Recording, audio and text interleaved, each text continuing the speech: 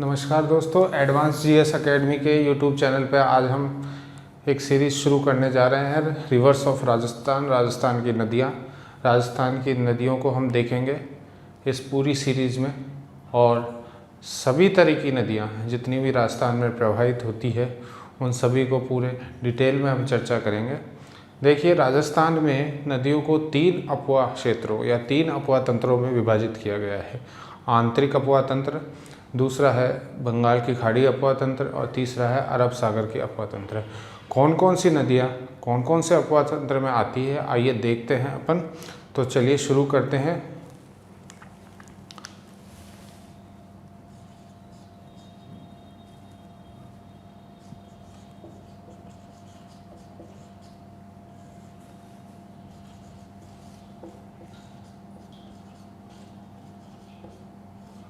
राजस्थान की नदियों को 3 अपवाह तंत्रों में विभाजित किया गया है। आइए देखते हैं कौन कौन से हैं।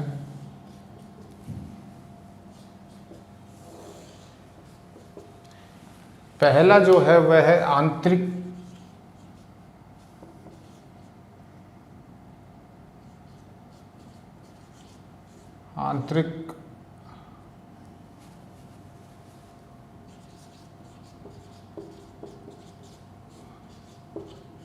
आंतरिक अपवाह तंत्र की नदियाँ।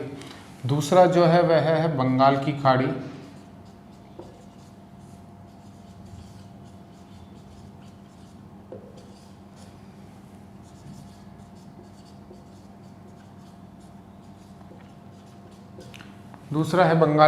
अपवाह तंत्र की नदियाँ। और तीसरा जो है वह है अरब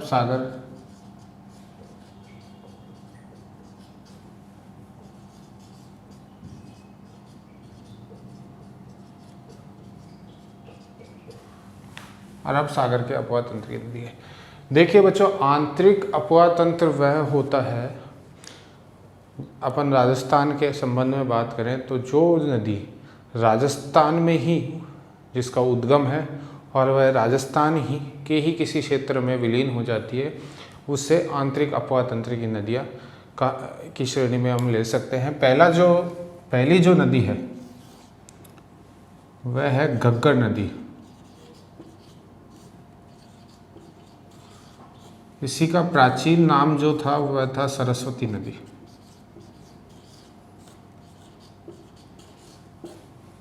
दूसरी जो आंतरिक अपवाह तंत्र की नदी है वो है कांतली नदी।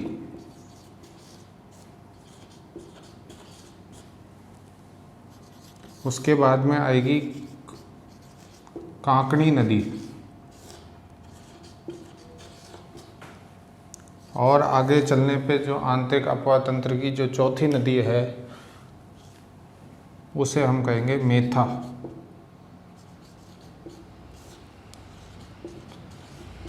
मेथा नदी। तीसरी जो नदी है वह है साबी नदी।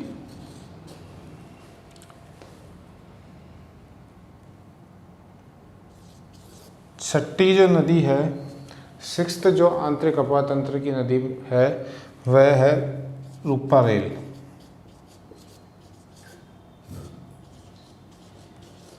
और अंतिम जो है वह है रूपनगढ़।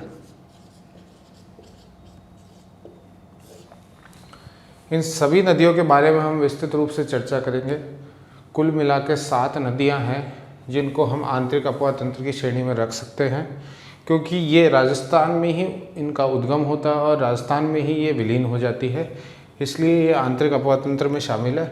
आइए देखते हैं बंगाल की खाड़ी अपवाह तंत्र की नदियाँ। बंगाल की खाड़ी अपवाह तंत्र की नदियों में मुख्यतः 4 नदियाँ हैं, लेकिन जो प्रमुख नदी है वह है चंबल। तो देखते हैं कौन कौन सी नदी है। पहली और बहुत ही महत्वपूर्ण नदी है वह है चंबल नदी। एकमात्र नदी जो नित्य प्रवाही नदी मानी जाती है राजस्थान की। दूसरी है बाणगंगा, और जो तीसरी नदी है वह है पार्वती, और जो चौथी नदी है वह है गंभीरी नदी।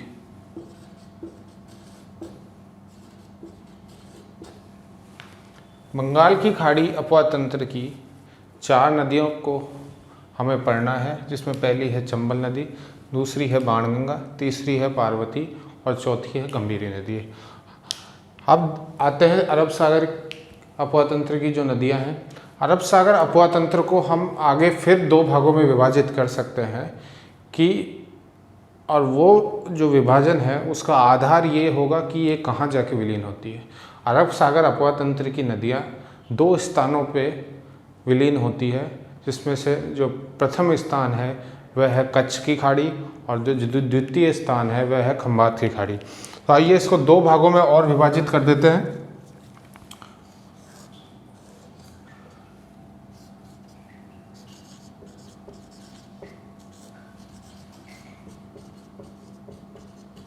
कच्छ की खाड़ी और खंबात की खाड़ी।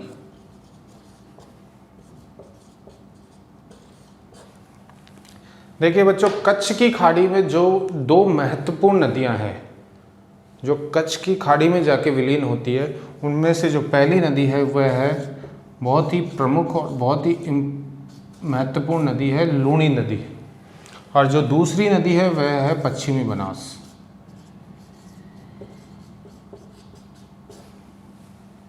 खंबात की खाड़ी में जो नदियाँ गिरती है उनमें से जो प्रथम है वह है माही नदी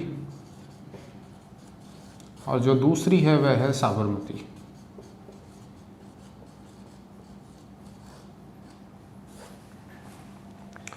देखिए, ये तो था राजस्थान की नदियों का विभाजन उनके अपवातंत्र के आधार पर। अब हम चंबल नदी और बंगाल की खाड़ी या आंतरिक अपवातंत्र, बंगाल की खाड़ी अपवातंत्र या अरब सागर के अपवातंत्र की जितनी भी नदियां हैं और वह उनकी सहायक नदियां, सबके बारे में विस्तृत रूप से जानकारी हासिल करेंगे। सबसे पहले हम लेते हैं बंगाल की खाड़ी, क्योंकि ये पहला पार्ट है रिवर्स ऑफ राजस्थान का। तो रिवर्स ऑफ राजस्थान के पहले पार्ट में बंगाल की खाड़ी अपवातंत्र की एक नदी है चंबल नदी, और उसकी भी एक सहायक नदी है बनास नदी, जो कि एक महत्वपूर्ण नदी है, सबसे पवित्र नदी मानी जाती है राजस्थान की। उस नदी के बारे में हम आज डिस्कस करेंगे। तो चलिए शुरू करते हैं बनास नदी के बारे में। सबसे पहले बंगाल की खाड़ी अपवातंत्र की नदियों को लेना है।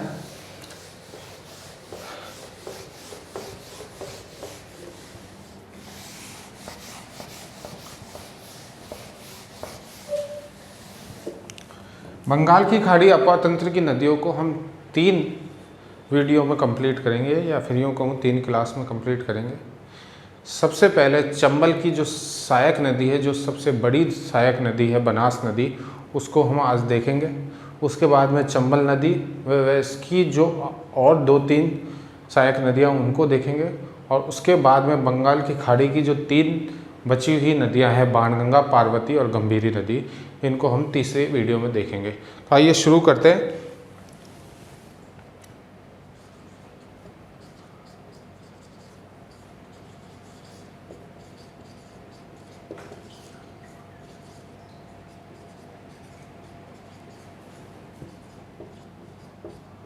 बंगाल की खाड़ी अपवातंत्र की नदियाँ।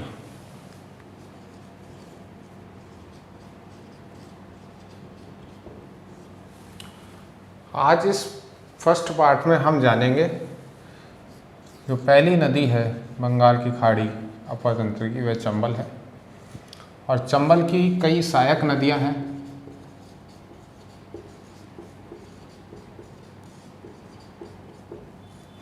जिनमें आज हम देखेंगे बनास नदी को, और जो और सहायक नदियां हैं चंबल की, उनमें से जो प्रमुख है वह है काली सिंध,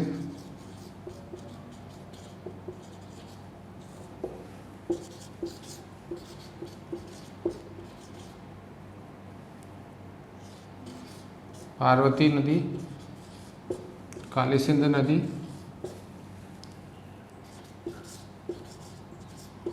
कुराल नदी, वह बामनी नदी। चंबल की ये 5 सहायक नदियां हैं, बहुत ही महत्वपूर्ण सहायक नदियां हैं, जिनमें से जो प्रमुख है वह है बनास नदी, वह काली सिंध नदी। जो बंगाल की खाड़ी अपातंत्र की नदियां हैं उसमें जो पहली नदी है वह चंबल है। चंबल की जो सहायक नदियां हैं वह है बनास, काली सिंध, पार्वती, कुराल और बामनी नदी। आइए हम बनास नदी को देखते हैं। बनास नदी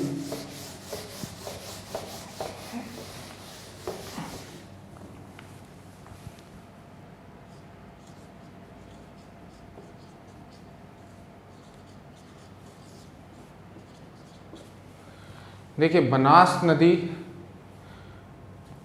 राजस्थान के पश्चिम सीमा की तरफ बहती है, पश्चिमी ओर बहती है, या फिर यूँ कहें अरावली जो पर्वतमाला है ऊपर से नीचे तक, उत्तर से दक्षिण तक जो अरावली पर्वतमाला है उसके राइट साइड में, मतलब दाईं ओर बनास नदी बहती है।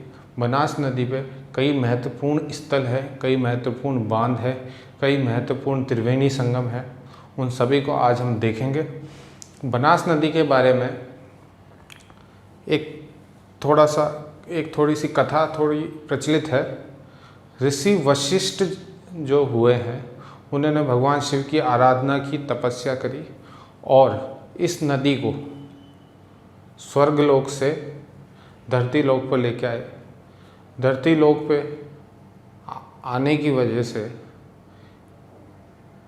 बनास नदी ने भगवान शिव से पूछा कि यहाँ न तो कोई जलाशय है, ना कोई हिमनद है, तो मेरी रक्षा कौन करेगा।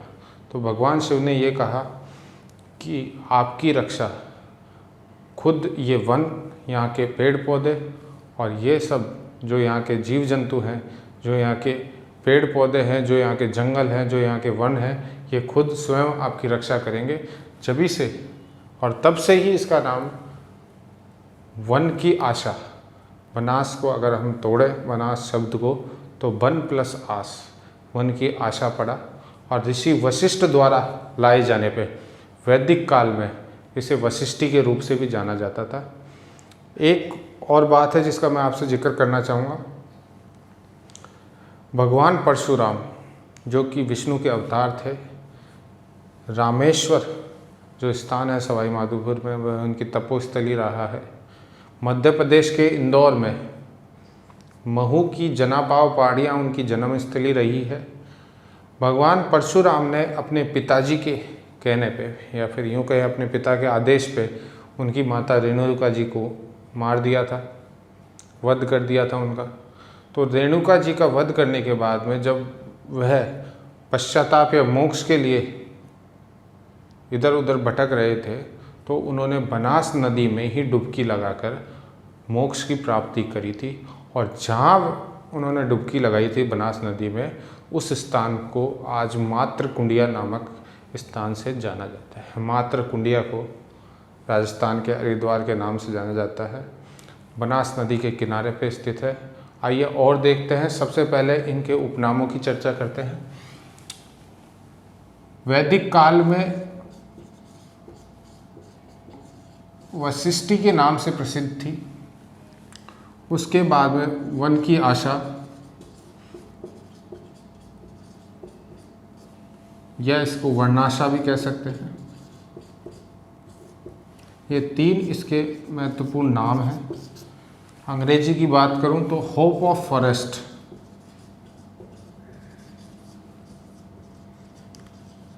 होप ऑफ फॉरेस्ट हम इसको कह सकते हैं। 2-3 पॉइंट और हैं, उनका जिक्र कर लेते हैं अपन यहाँ। पहला तो ये कि पूर्ण भाव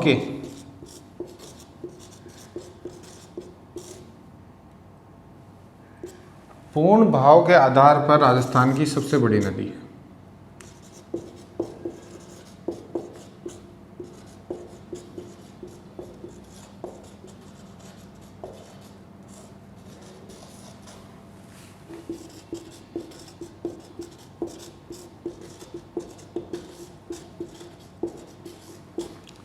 पूर्ण भाव के आधार पर यह राजस्थान की सबसे बड़ी नदी है।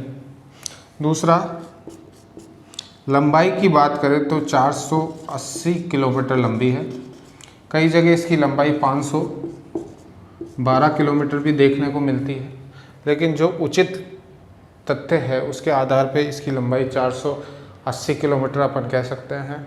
देखिए, चंबल, लूनी और बनास, आप देखें इसके नाम पे गौर करें। चंबल के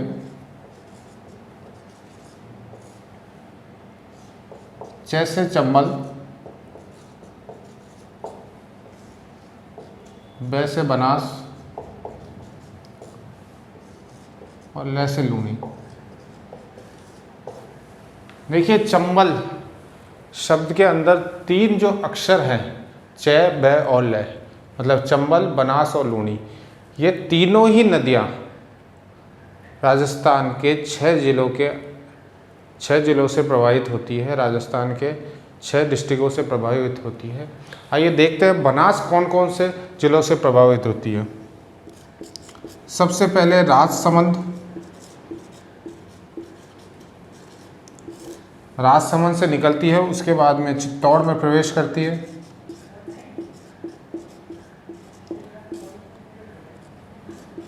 थोड़ा सा चित्तौड़ में बहने के बाद में ये अपना रुख भीलवाड़ा की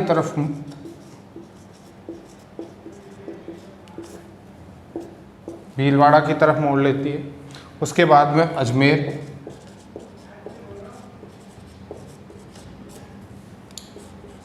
टोंक और सवाई माधोपुर।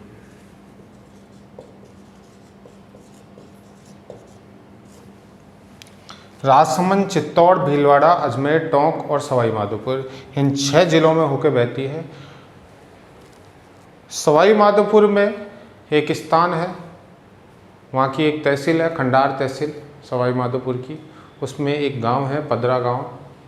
पदरा गांव के रामेश्वर नामक स्थान पे जो बनास नदी है वह चंबल में विलीन हो जाती है और चंबल के साथ बंगाल की खाड़ी में गिरती है। देखिए बच्चों, टोंक एक ऐसा जिला है, टोंक में ये सर्पिलाकार बहती है।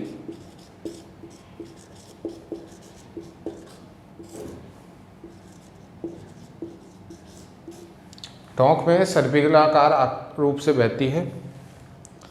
और दूसरी बात, टोंक जिले को बनास नदी 2 भागों में विभाजित करती है। टोंक जिले को बनास नदी 2 भागों में विभाजित करती है।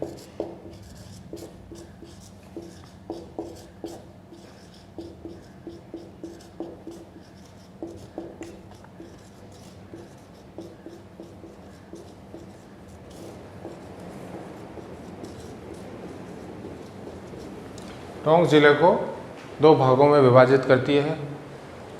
बात करें इसके अपवा क्षेत्रफल की, तो अपवा क्षेत्र जो बनास नदी का है वह है लगभग 45,833 वर्ग किलोमीटर। ये तो हुई इसके कुछ महत्वपूर्ण तथ्य जिनको फैक्ट्स के रूप में अपन याद रख सकते हैं। आइए अब चलते हैं मैप पे, देखते हैं कहाँ से निकलती है, कौन कौन सी सभ्यताएं हैं, कौन कौन से बांध हैं, कौन कौन से नगर इसके किनारे बसे हुए हैं, कौन कौन से त्रिवेणी संगम है, कौन कौन से मंदिर बने हुए हैं। देखते हैं, चलिए शुरू करते हैं।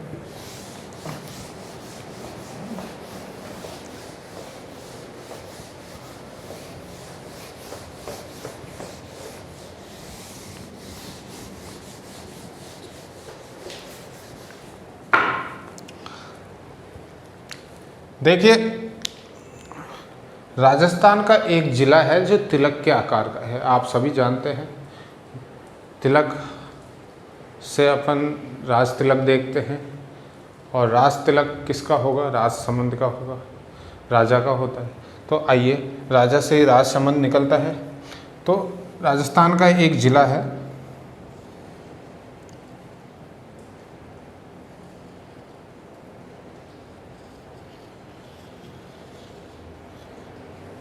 कुछ इस तरह का एक ज़िला है राजसमंद। राजसमंद में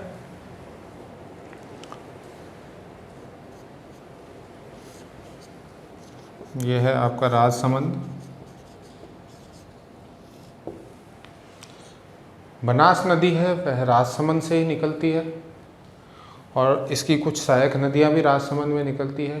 देखिए, जिसने महाराणा प्रताप को पढ़ा होगा, महाराणा प्रताप के इतिहास के बारे में जाना होगा, उसको बनास नदी को समझने में आसानी होगी, क्योंकि ऐसी कुछ स्थल है जो महाराणा प्रताप से संबंधित है और वहीं से बनास की शुरुआत होती है। आपने सुना होगा हल्दी घाटी का जो युद्ध हुआ था मान सिंह और अकबर के बीच में, वह जो युद्ध हुआ था उसको गोगुंदा का युद्ध भी कहा गया। गोगुंदा उदयपुर में स्थित है। खमनौर का युद्ध भी कहा गया। खमनौर कुंभलगढ़ राजसमंद में स्थित है। उसे बनास का युद्ध भी कहा गया। आपको पता होगा, जैसे आपने पढ़ा होगा, जब मान सिंह और महाराणा प्रताप की सेनाएं आमने सामने थी, जो प्रथम आक्रमण महाराणा प्रताप के द्वारा किया गया वह इतना भीष्म आक्रमण था, इतना मजबूत, इतना कठोर आक्रमण था कि मान सिंह की सेनाएं 3-4-5 किलोमीटर पीछे जाके और बनास के मैदान पे जाके रुक गई थी। इतना कठोर, इतना भीष्म आक्रमण, पहला जो आक्रमण महाराणा प्रताप ने किया था। तो यह वही बनास नदी है जो कि राजसमंद से निकलती है। आइए देखते हैं, 3 जगह आपको मैं बताऊंगा जो महाराणा प्रताप से संबंधित है। पहली है कुंभलगढ़ तहसील पड़ती है राजसमंद की, उसमें खमनौर की पहाड़ियाँ कहाँ पड़ती है? कुंभलगढ़,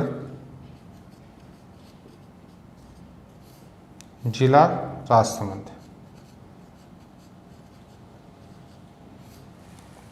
खमनौर, कुंभलगढ़, राजसमंद। दूसरा जो स्थान है वह है दिवेर। ये भी राजसमंद में ही पड़ता है।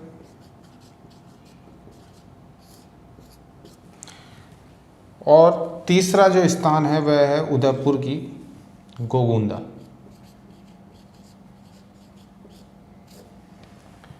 गोगुंदा एक बहुत ही महत्वपूर्ण स्थान है मेवाड़ के हिसाब से देखा जाए तो। गोगुंदा में ही, उदयपुर गोगुंदा,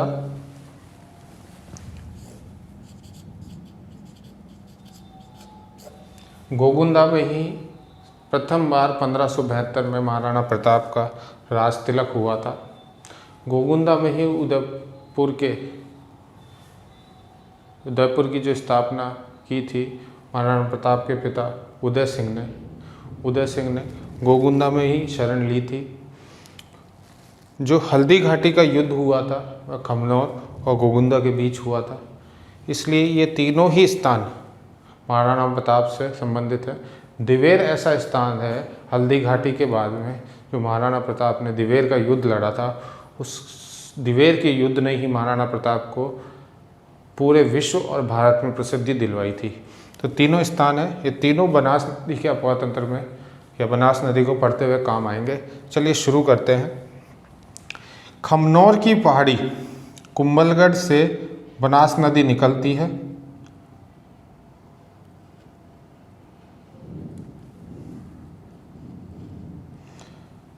थोड़ी सी दूर आगे जाने पर इस पर एक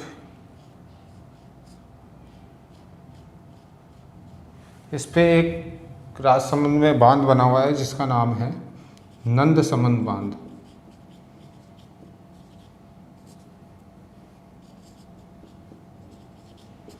यहाँ मैं लिख देता हूँ बनास।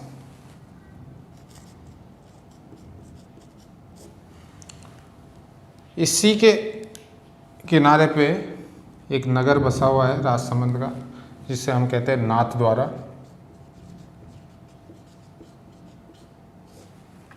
नाथद्वारा के आगे चलते हैं तो चित्तौड़गढ़ में ही एक स्थान पड़ता है रेल मगरा। नाथद्वारा से निकलने के बाद में ये चित्तौड़ में थोड़ा सा प्रवेश करती है और चित्तौड़ में प्रवेश करने के बाद में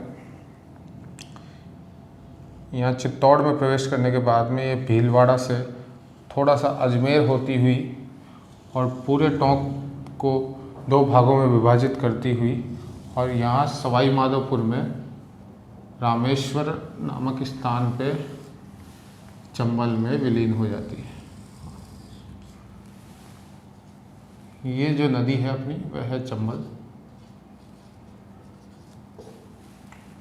चंबल में विलीन हो जाती है। आइए देखते हैं इसकी सहायक नदियों के बारे में। सबसे जो पहली है, यहाँ एक स्थान है जैसे मैंने लिख रखा है गोगुंदा। गोगुंदा से एक नदी निकली, इसका नाम है आयड़ नदी। आयड़ नदी, यह वही आयड़ नदी है जिसके किनारे आयड़ सभ्यता पनपी। आयड़ सभ्यता इस आयड़ नदी के किनारे ही पनपी। मैं यह लिख देता हूँ,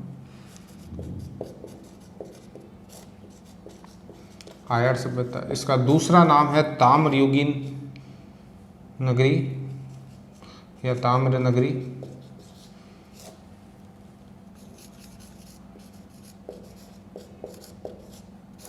धूलकोट के नाम से भी इसे जाना जाता है। अगाठपुर भी इसका प्राचीन नाम था। थोड़ी सी दूर निकलने के बाद में यहाँ एक झील बनी हुई है जो महाराणा उदय सिंह ने बनवाई थी उदयपुर की स्थापना पर, जिसका निर्माण 1559 से 1565 में पूर्ण किया। इस झील का नाम है उदय सागर। उदय सागर झील बनवाई उदयपुर के निकट, उदयपुर के पास। जब उदयपुर नगर का बसाया, उदयपुर की स्थापना 1559 में हुई। जैसे ही ये उदय सागर झील से निकलती है आयड़ नदी, तो इसका नाम हो जाता है बेड़च। आगे निकलने के बाद में चित्तौड़ होती हुई यह एक स्थान पड़ता है मांडलगढ़ भीलवाड़ा में, इसका नाम है बीगोंद।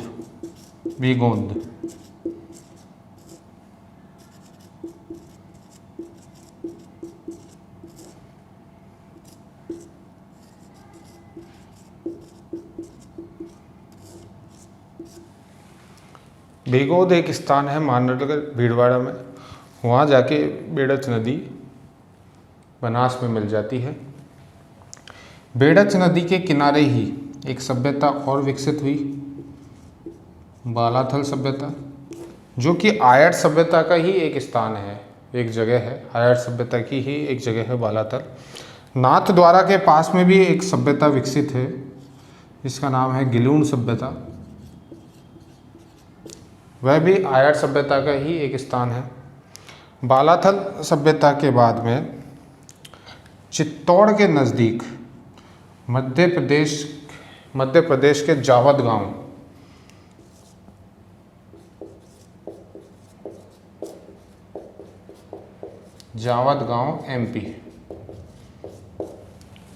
गांव एमपी से निकलने के बाद चित्तौड़गढ़ के निम्बाहेड़ा,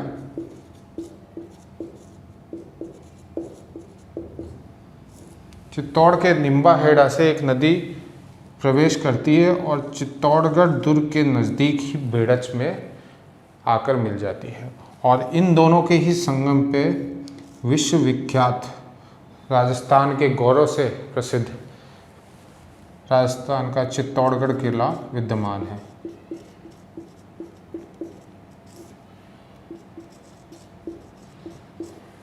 देखिए बच्चों, चित्तौड़गढ़ का किला बेड़च व गंभीरी नदी के संगम पे स्थित है।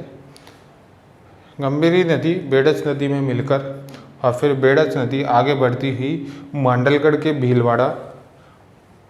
के बीगोंद गांव में मिल जाती है। मांडलगढ़ एक तहसील है भीलवाड़ा जिले की। आइए देखते हैं, दूसरा जो स्थान है अपना है दिवेर। दिवेर से एक नदी निकलती है और भीलवाड़ा के मांडल, आप ये ध्यान रखें, मांडल और मांडलगढ़ 2 अलग अलग तहसील है भीलवाड़ा की। देखिए ये तो था मांडलगढ़ भीलवाड़ा का और ये है मांडल। दिवेर राजसमंद से एक नदी निकलती है, नाम है कोठारी।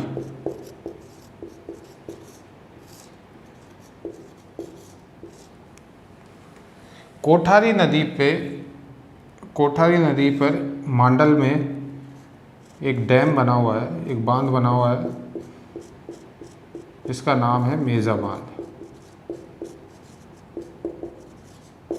थोड़ा सा आगे चलेंगे, एक पार्क और विकसित किया जा रहा है जिसका नाम है ग्रीन माउंट पार्क।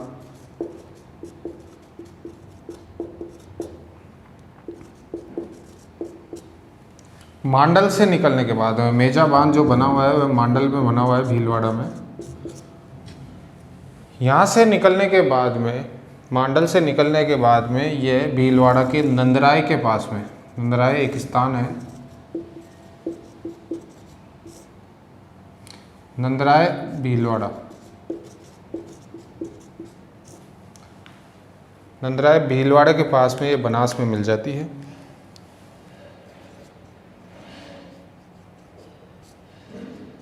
यहाँ मैं नाम लिख देता हूँ थोड़ा सा।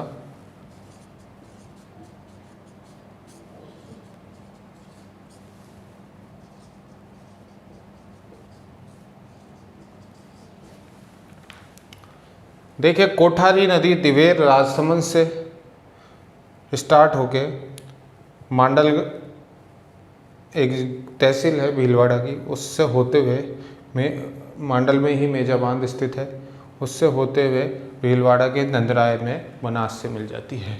देखिए बच्चों, राजसमंद में ही एक और जगह है जिसका नाम है बिजराल ग्राम।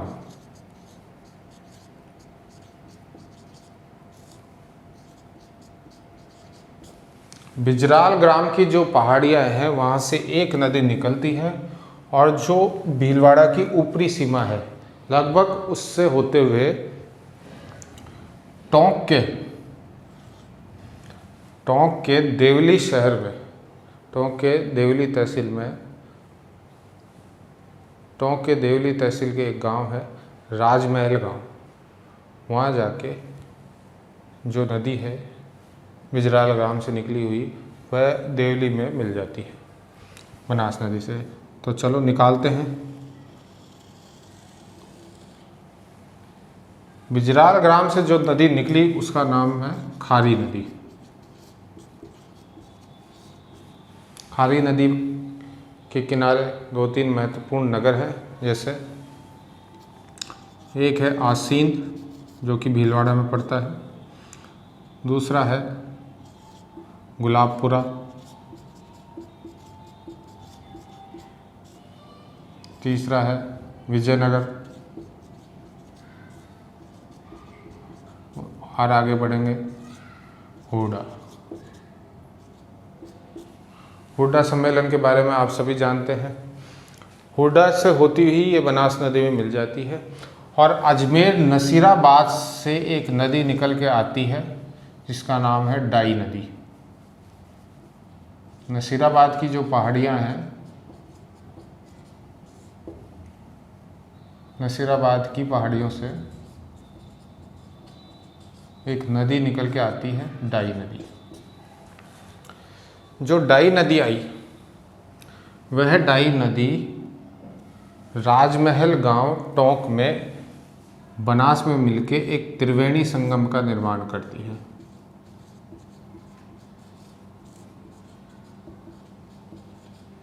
इसी के पास एक बांध बना हुआ है, राजस्थान का बहुत ही महत्वपूर्ण बांध है, इसका नाम है बीसलपुर बांध।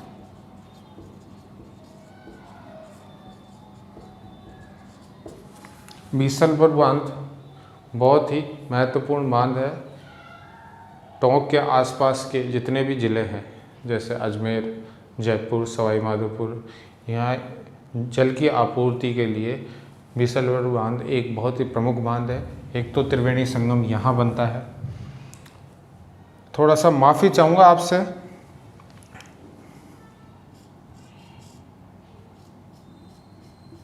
बीगोद गांव में ही भीलवाड़ा से एक नदी निकल के आती है जिसका नाम है मेनाल।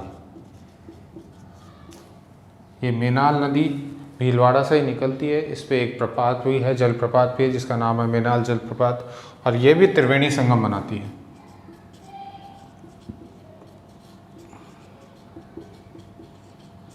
ये त्रिवेणी संगम बनता है बीगोद में। तो पहला त्रिवेणी संगम ये हो गया, दूसरा त्रिवेणी संगम ये हो गया। आगे चलते हैं। जैसे ही एक स्थान है, राजस्थान के एक लोक देवता है देवनारायण जी, उनका टोंक में एक स्थान है जोधपुरिया।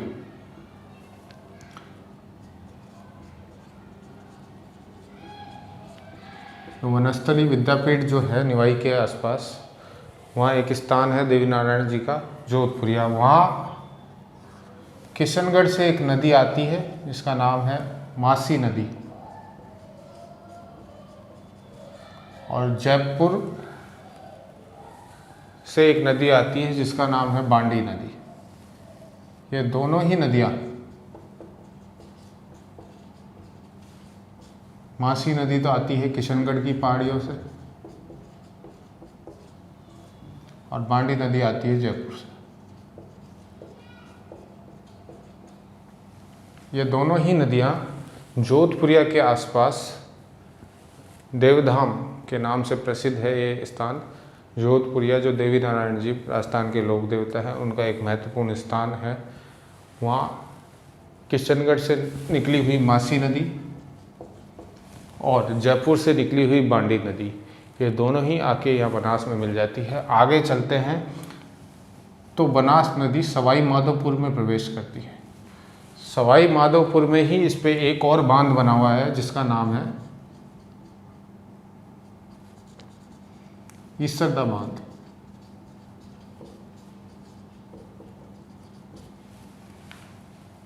सवाई माधोपुर में एक और बांध बनास नदी पे बना हुआ है, ईसरदा बांध। ईसरदा बांध के आगे की तरफ थोड़ा सा जब नदी बहती है तो इसमें ही एक नदी आके मिलती है जिसका नाम है मोरेल नदी। और मोरेल नदी जो आती है वह चैनपुरा जयपुर से आती है, बस्सी में पड़ता है। और इसके साथ ही एक नदी और आती है जयपुर से जिसका नाम है ढूंढ नदी, जो कि अचरोल से निकलती है। ढूंढ नदी जो कि अचरोल से निकलती है वह मोरेल नदी में आके मिलती है और फिर मोरेल नदी ईसरदा बांध के पास बनास नदी में मिल जाती है। यहाँ एक नदी और है जो कि करौली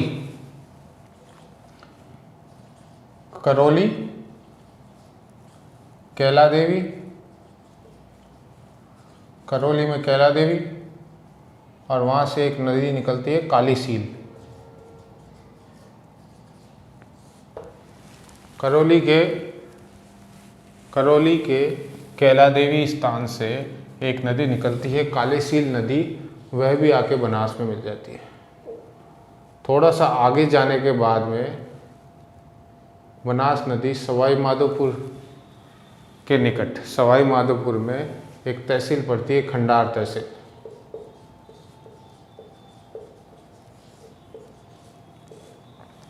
सवाई माधोपुर की एक तहसील है खंडार तहसील, उसके एक गांव है पदरा गांव। पदरा गांव के समीप चंबल में बन जाती है। यही एक नदी सीप, छोटी सी एक नदी है, यहाँ बना देता हूँ सीप नदी। सीप, चंबल और ये बनास, ये तीनों मिलके यहाँ एक त्रिवेणी संगम का निर्माण करती है, जो कि तीसरा त्रिवेणी संगम है बनास नदी पे। और इस त्रिवेणी संगम को रामेश्वर धाम के नाम से जाना जाता है। किस नाम से जाना जाता है? रामेश्वर धाम के नाम से।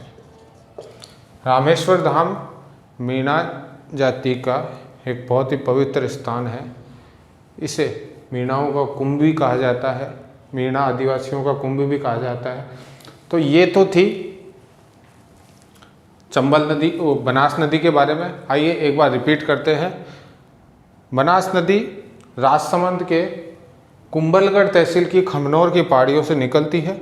निकलने से थोड़ी दूर बाद में उस पे बनास नदी पे ही नंदसमंद बांध बना हुआ है। इसी बनास नदी पे कुंभलगढ़ वन्य जीव अभयारण्य विकसित किया गया है। इसी बनास नदी पे कुंभलगढ़ वन्य जीव अभयारण्य विकसित किया गया है। नंदसमंद बांध से निकलने के बाद में इस पे जो नगर आता है वह नाथद्वारा। वहीं एक सभ्यता है, आर्य सभ्यता का एक स्थान है जिसे कहते हैं गिलूंड। गिलोट से निकलने के बाद में थोड़ा सा चित्तौड़ में प्रवेश करने के बाद में या चित्तौड़ में बहने के बाद में ये भीलवाड़ा में होती हुई भीलवाड़ा, अजमेर, टोंक और सवाई माधोपुर में, चंबल में मिल जाती है। इनकी सहायक नदियों की बात करें तो सबसे पहले गोगुंदा उदयपुर से एक नदी निकलती है जिसका नाम है आयड़ नदी। इसी नदी के किनारे एक सभ्यता विकसित हुई जिसे कहते हैं आयड़ सभ्यता।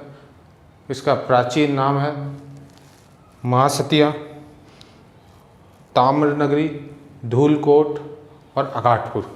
ये सभी इसके प्राचीन नाम है। आयड़ नदी उदय सागर झील में जाके गिरती है और उदय सागर झील जो महाराणा प्रताप के पिता उदय सागर ने उदयपुर स्थापना पे बनवाई थी, जो कि 1559 से 1565 के बीच में बनकर तैयार हुई। जैसे ही उदय सागर से ये नदी आयड़ नदी निकलती है तो इसका नाम बेड़च हो जाता है। बेड़च पर ही एक सभ्यता विकसित है जिसका नाम है बालाथल सभ्यता। आगे चलने के बाद में बेड़च नदी चित्तौड़गढ़ के आसपास, चित्तौड़गढ़ दुर्ग के आसपास बेड़च नदी के पास, बेड़च नदी में गंभीरी नदी जो कि जावद गांव एमपी से निकलती है और चित्तौड़गढ़ के निम्बाहेड़ा में राजस्थान में प्रवेश करती है। चित्तौड़गढ़ के निम्बाहेड़ा के पास राजस्थान में प्रवेश करती है और चित्तौड़गढ़ दुर्ग के आसपास गंभीरी नदी बेड़च नदी में मिल जाती है। इन दोनों के ही संगम पे चित्तौड़गढ़ किला बना हुआ है। थोड़ा सा आगे चलते हैं तो ये बनास नदी में बीगोद, जो कि मांडलगढ़ का एक गांव है, मांडलगढ़ तहसील पड़ती है भीलवाड़ा में, मांडलगढ़ तहसील के एक गांव बीगोद में जाकर बनास में मिल जाती है। देखिए बच्चों, बीगोद में ही भीलवाड़ा से एक नदी निकलती है, मेनाल नदी, और जिस जगह से ये निकलती है उसका नाम भी मेनाल ही है। तो ऐसे करके तीनों नदियां मिलकर बीगोद गांव में एक त्रिवेणी संगम का निर्माण करती है, जो कि एक बहुत पवित्र स्थान माना जाता है। आइए देखते हैं कोठारी नदी के बाद में देखें दिवेर राजसमंद, सबने सुना होगा, दिवेर का युद्ध महाराणा प्रताप ने लड़ा था। दिवेर राजसमंद से कोठारी नदी निकलती है, उस पर एक बांध बना हुआ है मांडल में जिसका नाम है मेजा बांध। मेजा बांध से निकलने के बाद उसके आसपास एक ग्रीन माउंट पार्क भी विकसित किया गया है। उससे आगे की ओर प्रवेश करते हुए नंदराय, भीलवाड़ा के नंदराय नामक स्थान पर यह बनास से मिल जाती है। थोड़ा सा और आगे बढ़ते हैं, राजसमंद, ऊपरी जो राजसमंद है उसमें एक स्थान है, एक गांव है बिजराल ग्राम। उसकी जो पहाड़ियाँ हैं उससे एक नदी निकलती है जिसका नाम है खारी नदी। खारी नदी भीलवाड़ा के आसींद, गुलाबपुरा, विजयनगर, हुडा होती ही बनास में मिलती है टोंक के राजमहल गांव, टोंक के राजमहल गांव में। और दो नदियां मिलने के बाद में ऊपर नसीराबाद अजमेर से, अजमेर के नसीराबाद तहसील से या नसीराबाद की पहाड़ियों से एक नदी और आके राजमहल गांव टोंक में बनास में मिलती है जिसका नाम है डाई नदी। डाई नदी, बनास नदी और खारी नदी टोंक में त्रिवेणी संगम का निर्माण करती है, जहाँ पे एक बहुत ही प्रमुख बांध बना हुआ है जिसका नाम है बीसलपुर बांध। बीसलपुर बांध को हम थोड़ा सा डिटेल में पढ़ेंगे क्योंकि बहुत ज़रूरी है, बहुत महत्वपूर्ण बांध है परीक्षा की दृष्टि से। थोड़ा सा आगे चलते हैं तो राजस्थान के एक लोक देवता हुए हैं बहुत ही महत्वपूर्ण, जिनका नाम है देवी नारायण जी। देवी नारायण जी का एक स्थान है जोधपुर या टोंक में जिसको देवधाम के नाम से भी जाना जाता है। देवधाम के आसपास किशनगढ़ से निकली हुई मासी नदी और जयपुर से निकली हुई बांडी नदी दोनों मिलके बनास में विलीन हो जाती है। थोड़ा सा आगे और चलते हैं, सवाई माधोपुर में प्रवेश करते हैं। सवाई माधोपुर में इस बनास नदी के ऊपर एक बांध बना हुआ है जिसका नाम है ईसरदा बांध। और ईसरदा बांध के आगे ही जयपुर चैनपुरा से निकली हुई मोरेल नदी, जयपुर चैनपुरा से निकली हुई मोरेल नदी और जयपुर से ही अचरोल से निकली हुई ढूंढ नदी के आधार पे ही जयपुर के आसपास क्षेत्र का नाम ढूंढाड़ पड़ा है। दोनों नदियाँ आके और ईसरदा बांध के आगे की तरफ बनास में मिल जाती है। एक नदी बची है जिसका नाम है कालीसील, करौली, कैला देवी, ऐसे याद रख सकते हैं। तीनों कैसे ही स्टार्ट होते हैं, करौली, कैला देवी, कालीसील, करौली, कैला देवी, कालीसील और करौली। करौली के कैलादेवी स्थान से कालीसील नदी एक बनास नदी में आके मिलती है। थोड़ा सा आगे चले सवाई माधोपुर में चंबल नदी खंडार तहसील में पदरा गांव के आसपास रामेश्वर धाम में मिल जाती है। वहीं एक छोटी सी नदी सीप भी मिल जाती है, लेकिन इसमें फ़र्क यह है सीप सीधे चंबल से न मिलकर पहले बनास से मिलती है और यहाँ एक त्रिवेणी संगम का निर्माण करती है जिसका नाम है रामेश्वर धाम। आदिवासी मीणा जाति का इसे कुंभ कहा जाता है। मीणा जाति के लिए बहुत ही पवित्र स्थान है। ये तो हुआ अपने बनास नदी के बारे में। आइए देखते हैं थोड़ा सा बीसलपुर बांध के बारे में।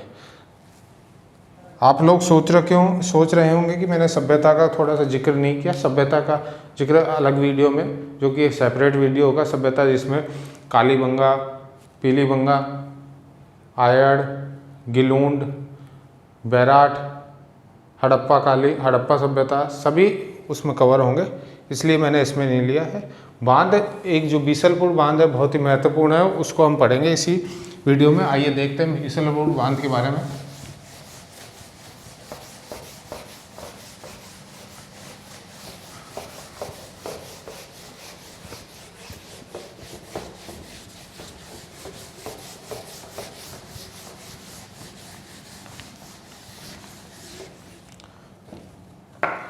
सबसे पहले तो बात की जाए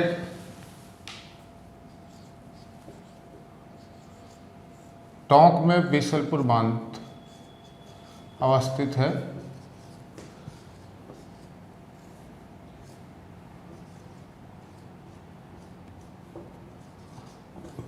जैसा कि इसके नाम से ही पता चलता है, चौहान शासक बीसल देव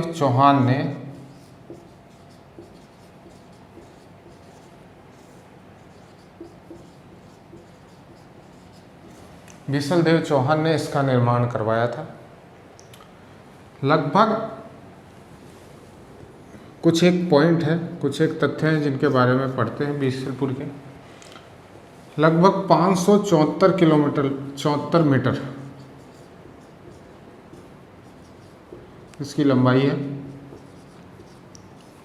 लगभग 574 मीटर इसकी लंबाई है। 39.5 मीटर इसकी ऊंचाई है। यूँ कह सकते हैं 39.5 मीटर ऊंचा है। इस बांध में जो गेट लगे हुए हैं उनकी संख्या है 18 गेट लगे हुए हैं। इस बांध पे एक परियोजना चलाई गई जिसका नाम था बीसलपुर पेयजल परियोजना। जब ये बांध बन के तैयार हुआ, वैसे तो इसका निर्माण बीसल देव के द्वारा बताया जाता है, लेकिन 1986-87 में इसका निर्माण शुरू हुआ। आधुनिक जो निर्माण है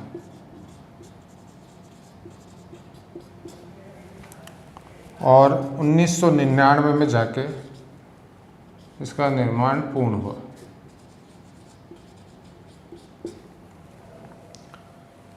बीसलपुर बांध राजस्थान की बीसलपुर बांध पे एक परियोजना चालू की गई जिसे कहा जाता है बीसलपुर पेयजल परियोजना।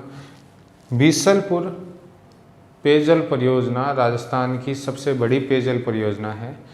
यह सिंचाई के लिए भी जल उपलब्ध कराती है, लेकिन जो सिंचाई की परियोजना है, राजस्थान की जो सबसे बड़ी सिंचाई की परियोजना है वह है IGNP, इंदिरा गांधी नहर परियोजना।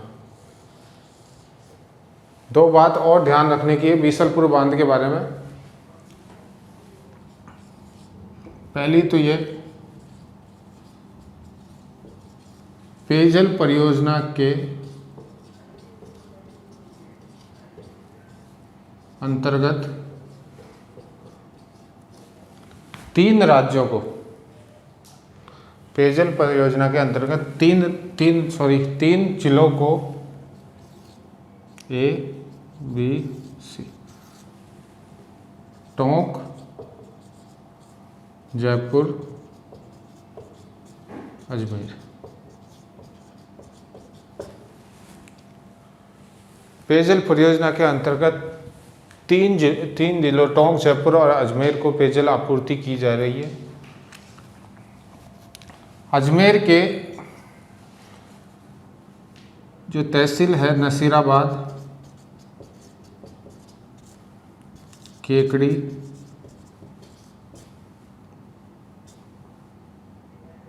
ब्यावर,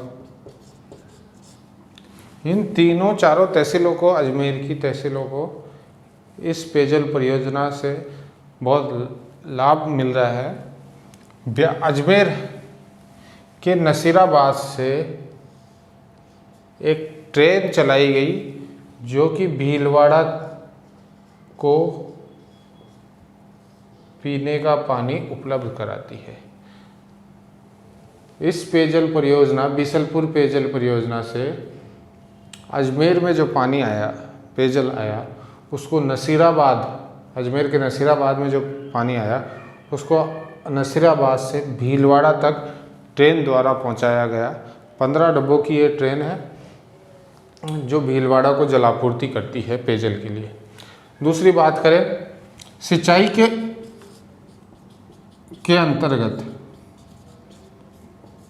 के अंतर्गत यह है टोंक व सवाई माधोपुर।